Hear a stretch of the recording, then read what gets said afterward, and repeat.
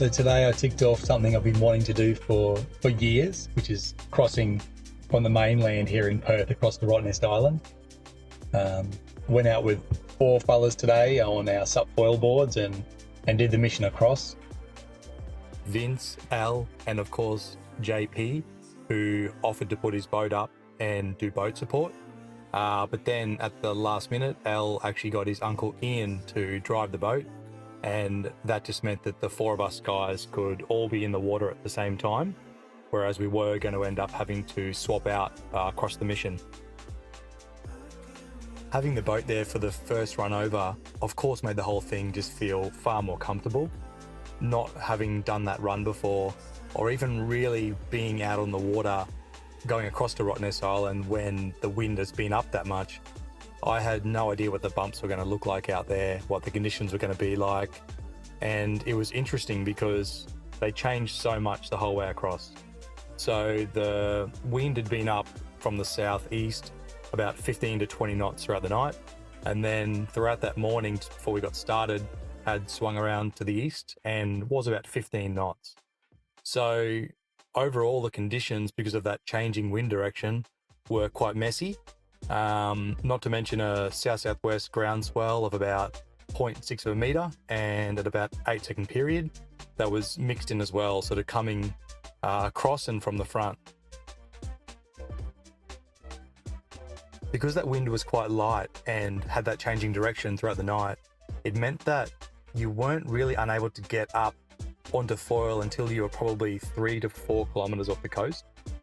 Some of the guys were saying that if the wind has a longer duration and is coming from the same direction for a bit longer, or it is a bit stronger, that sometimes you can actually get up when you're about 1 kilometre off the coast, but we had to go out a fair bit further than that.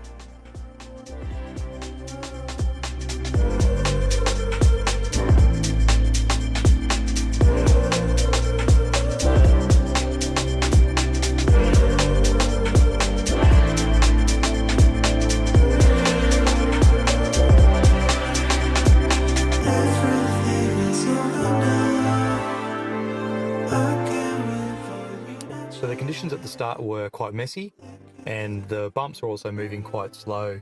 I think that's due to the fact that the wind had just been changing its angle throughout the night, and also the water depth is very shallow the whole way across the Rottnest.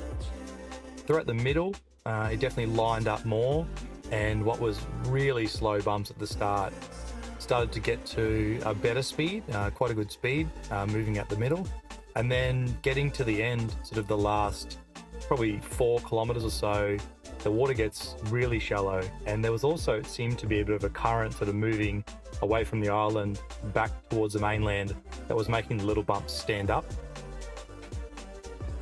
So in terms of foil choice, I think ideally for a day like that, you really want to be picking a foil that's suitable for a river type downwinder or a bay type downwinder. Somewhere with a short fetch. Although it's the ocean, we're starting off really close to shore, as close to shore as possible. And then because the water depth is so shallow the whole way across, the bumps are moving really slow. So I was riding the F1 Eagle 1090 with the C200 tail. I'd borrowed that and a bunch of other gear off Mark at Winging WA here in Perth, just to try out sort of what wings are going to be the best coming up for summer. And I do like those Eagle foils a lot for prone and downwind, but I think for that particular day, and we'll see what it's like for other crossings over to Rotto, but I think the 7Cs 1400 that I actually own, I think that would have been absolutely ideal. The amount of times we had to paddle up, or some of us had to paddle up due to weed and sort of, making incorrect decisions and stuff like this, which was happening to me a lot. I think having a foil that you can get up really easy and then just is fun and a bit slower would have definitely been the right choice.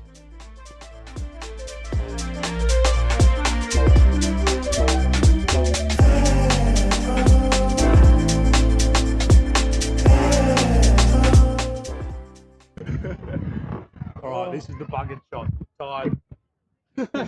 Oh man.